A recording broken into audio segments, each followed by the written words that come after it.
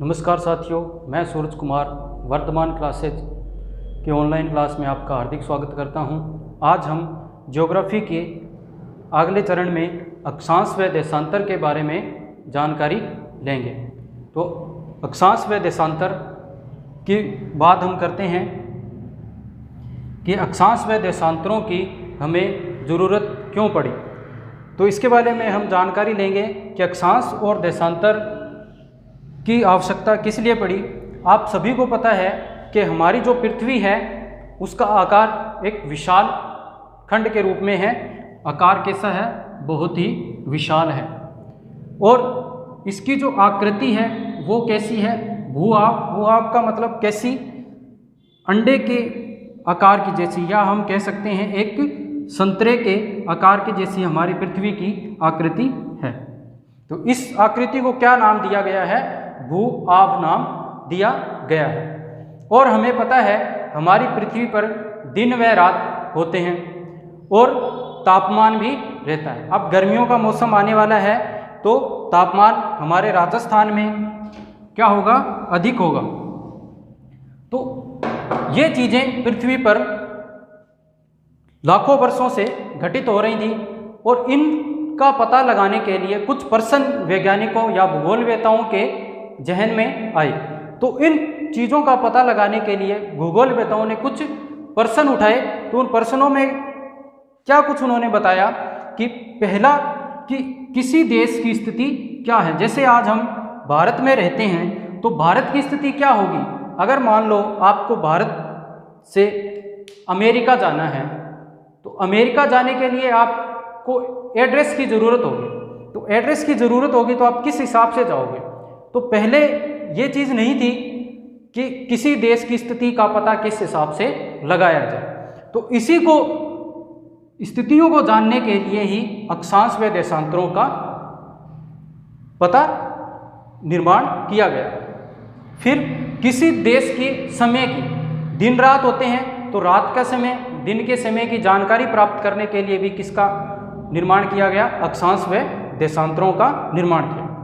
अब जलवायु भी होती है जिसके अंदर तापमान होता है। जलवायु में तापमान, वर्षण और वायुदाब होता है। वायुदाब जहाँ तापमान अधिक होगा वहाँ वायुदाब क्या होगा? कम होगा। तो ये किसके अंदर आ जाते हैं? जलवायु। इन सभी चीज़ों का, इन सभी का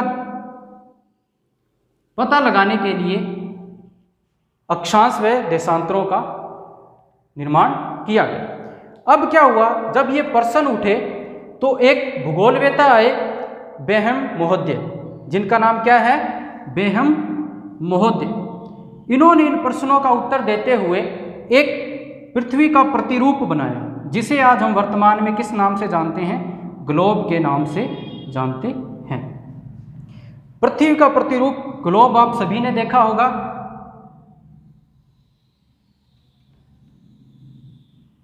इन्होंने पृथ्वी का प्रतिरूप बनाते हुए अक्षांश व देशांतरों को दर्शाया। तो अक्षांश व देशांतर इन्होंने क्या किया? यूं रेखाएं खींची। इन रेखाओं को तो नाम दिया गया अक्षांश। इन रेखाओं का नाम क्या दिया है? बेहम महोदय ने अक्षांश। फिर यूं खड़ी रेखाएं भी इन्होंने खींच दी। ये जो खड़ी रेखाएं हैं इनको भी इन्होंने इस प्रकार से ड्राइंग की और इन रेखाओं को इन्होंने नाम दिया देशांतर। देशांतर नाम दिया। अब क्या है? ये काल्पनिक रेखाएं हैं। अक्षांश और देशांतर क्या है? काल्पनिक रेखाएं हैं। इन काल्पनिक रेखाओं को दर्शाया गया जिससे क्या हुआ? किसी भी देश की स्थिति के बारे में जानकारी मिलने लगी। वहाँ पे तापमान कितना होगा, कम होगा, ज़्यादा होगा, उसका पता भी इन अक्षांशों और देशांतरों के माध्यम से हमें पता लगने लगा। समय के बारे में भी हमें जानकारी मिलने लगी कि भारत में क्या समय है, इंग्लैंड में क्या समय होगा, अमेरिका में क्या समय होगा। तो उसकी जानकारी हमें इन अक्षांश व देशांतरों के माध्यम से मिलने लगी। किस स्थान पर कैसी जलवायु होगी, तापमान अधिक होगा, कहाँ पे वर्षा अधिक होगी और कहाँ पे वायुमंडल कैसा होगा, वायुदाब कैसा होगा, उसकी जानकारी भी हमें किससे मिलने लगी, अक्षांश व देशांतरों से मिलने लगी। इससे पहले क्या था, जब अक्षांश व देशांतरों का निर्माण नहीं हुआ था, वह महोदय ने जब तक ये उत्तर नहीं निकाल लिया था कि इन प्रश्नों का उत्तर किस हिसाब से हम लगा सकते हैं, तब तक ये एक कठिनाई थी कि किसी स्थान पर जाने के लिए हमें क्या स्थिति करनी पड़ेगी। तो आज हम आगे अक्षांशों के बारे में जानकारी लेंगे।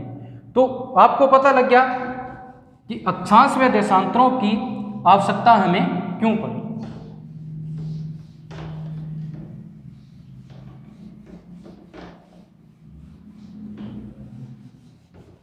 आज हम बात करेंगे अक्षांशों के बारे में।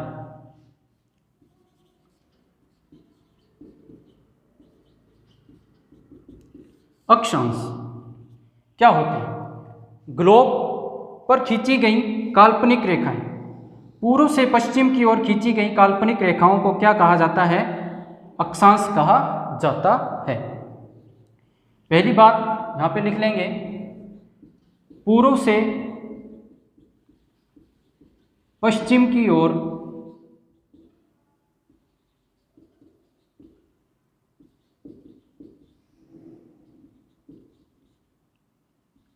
खींची गई काल्पनिक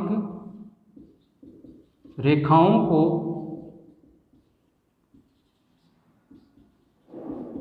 अक्षांश कहा जाता है।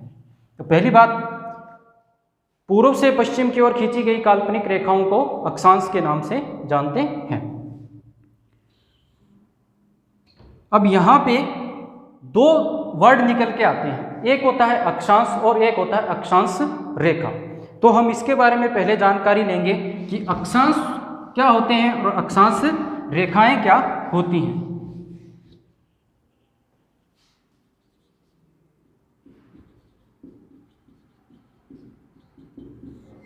पहला है अक्षांश, दूसरा है अक्षांश रेखाएं।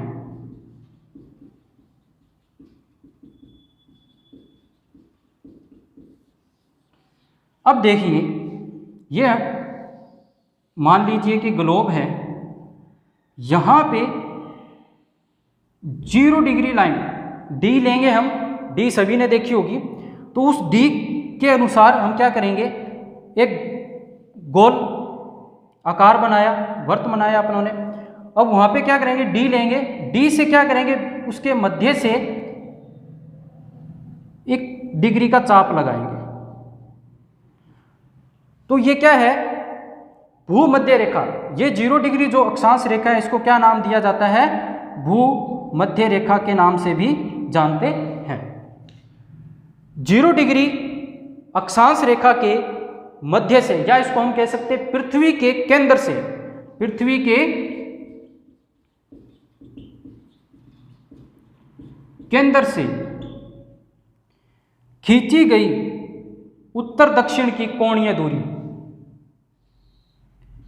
उत्तर में भी और दक्षिण में भी, पृथ्वी के केंद्र से या भूमध्य रेखा के मध्य से खींची गई उत्तर दक्षिण की कोणीय दूरी को हम क्या कहते हैं? अक्षांश कहते हैं। तो मान लीजिए यहाँ पे 1 डिग्री अक्षांश पर हमने कोण बनाया, तो 1 डिग्री का ये कोण बन गया, और यहाँ पे भी ये 1 डिग्री, इधर दक्षिण में भी आ जाएंगे तो 1 डिग्री का कोण बनेगा। इसी प्रकार अब इस 1 डिग्री को यहाँ से एक लाइन खींच के इसको मिला देंगे। अक्षांश तो क्या है? कोणीय दूरी है। कौन सी है?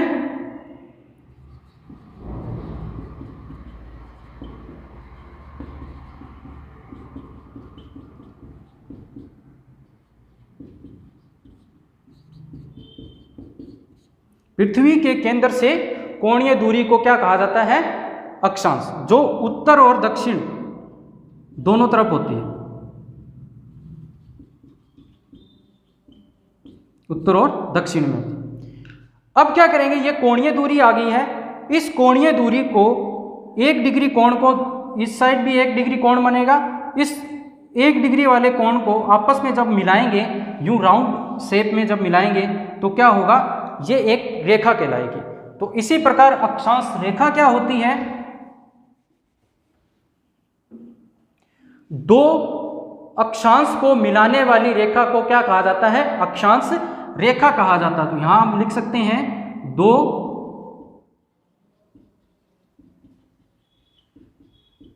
अक्षांशों को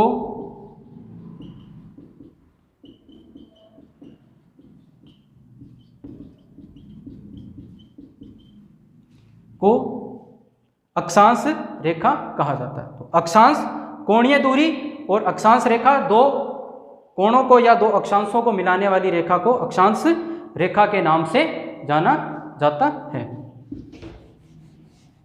अब बात करते हैं पृथ्वी पर अक्षांश कितने हैं और ये किस काम हमारे आते हैं। तो सबसे पहली बात, अक्षांश संख्या। अब यहां पे संख्या में दो क्वेश्चन बनेंगे, एक अक्षांश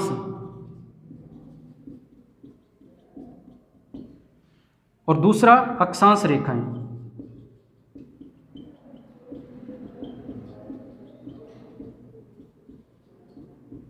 अक्षांश रेखाएं, तो अक्षांशों की जब बात करते हैं हम, तो आपको बताया है कि उत्तर दक्षिण की कोणीय दूरी को क्या कहा जाता है, अक्षांश। तो यहां पर तो अक्षांश आ जाएंगे 181 डिग्री। क्यों? क्योंकि 0 डिग्री अक्षांश रेखा या भूमध्य रेखा, भूमध्य रेखा के उत्तर में 90 डिग्री अक्षांश हैं और दक्षिण में भी क्या है, 90 डिग्री अक्षांश है। तो इसी कारण जो भूमध्य रेखा का उत्तरी भाग है इसको उत्तरी गोलार्ध और दक्षिणी भाग को दक्षिणी गोलार्ध के नाम से जाना जाता है। अब जब यहाँ से हम चलेंगे 0 डिग्री अक्षांश या भूमध्य रेखा से चलेंगे तो 1 2 3 यहाँ से लास्ट 90 डिग्री यहाँ पहुँच जाएंगे। फिर जैसे दक्षिण में चलेंगे तो वही प्रोसीजर और लास्ट 90 डिग्री पे पहुँच जाएंगे। तो अक्षांश जो बन रहे हैं वो कितने बन रहे हैं, 181। अब यहाँ पे पूछा गया है अक्षांश रेखाएं कितनी हैं। तो अक्षांश रेखाओं की जब बात हम करेंगे तो 90 डिग्री उत्तर 90 डिग्री दक्षिण। तो ये जो 90 डिग्री उत्तर का और 90 डिग्री दक्षिण का जो है, यहाँ पे किसी प्रकार की कोई रेखा नहीं है। क्यों? जब हम यहाँ से भूमध्य रेखा से एक 90 डिग्री का कोण बनाएंगे उत्तर और दक्षिण में, तो यहाँ पे किसी प्रकार की कोई रेखा नहीं रहेगी, यहाँ पे एक बिंदु बन जाएगा, पॉइंट रह जाएगा। तो इसी प्रकार जब अक्षांश रेखाओं की बात करेंगे तो 90 डिग्री उत्तरी अक्षांश और 90 डिग्री दक्षिणी अक्षांश को छोड़ देंगे तो यहाँ पे रेखाएं कितनी रह जाएंगी, 179 डिग्री, 179 डिग्री रेखाएं रह जाएंगी। तो ये तो बात थी अक्षांश रेखाओं की संख्याओं की कि अक्षांश रेखाएं होती कितनी हैं। अब बात करते हैं हम अक्षांश रेखाओं का हमारे जीवन पर क्या प्रभाव पड़ता है या इनकी क्या विशेषताएं हैं। तो पहली विशेषता में हम लिखेंगे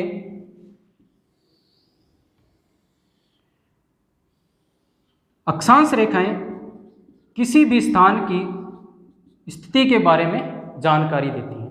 तो क्या पहली विशेषता क्या आती है, अक्षांश रेखाएं हमें किसी भी देश की या किसी भी स्थान की स्थिति के बारे में जानकारी देती हैं। दूसरी विशेषता क्या हो जाएगी, ये हमें तापमान के बारे में या जलवायु के निर्धारण में भी काम आती हैं।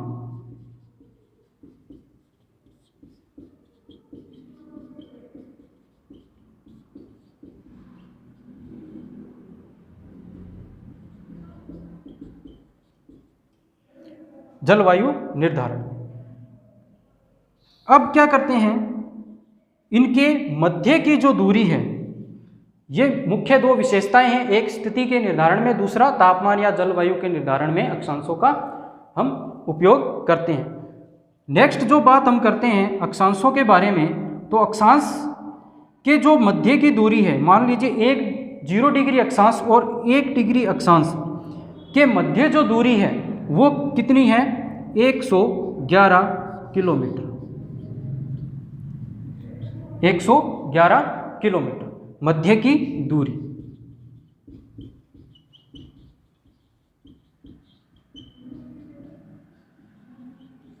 111 किलोमीटर। ठीक है, अब दो अक्षांशों के मध्य जो दूरी है या जो क्षेत्र है, मध्य के क्षेत्र को हम किस नाम से जानते हैं?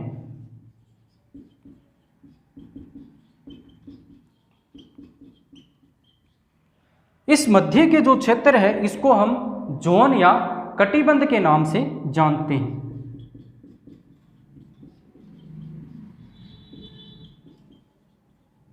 जोन या कटिबंध।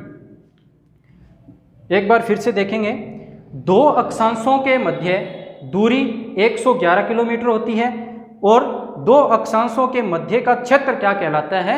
जोन या कटिबंध कहलाता है। तो ये बेसिक बात हमारी अक्षांशों के बारे में हो गई है। अब एक बात और हम अक्षांशों के बारे में जानेंगे कि जब हम भूमध्य रेखा से ध्रुवों की ओर यानी कि 90 डिग्री उत्तरी अक्षांश और 90 डिग्री दक्षिणी अक्षांश की तरफ बढ़ेंगे तो इन अक्षांश की जो रेखाएं इनमें क्या अंतर आएगा? तो यहाँ पे देखेंगे कि जैसे जैसे हम ध्रुवों की ओर बढ़ते जाएंगे तो जो अक्षांश रेखाएं हैं इनकी लंबाई में क्या होगा, क्या परिवर्तन आएगा? कम होती जाएगी। तो यहाँ पे हम क्या लिखेंगे? अक्षांश रेखाओं की लंबाई में क्या आता है? ध्रुवों की ओर जाने पर 90 डिग्री उत्तर में और 90 डिग्री दक्षिण की ओर जाने पर अक्षांशों के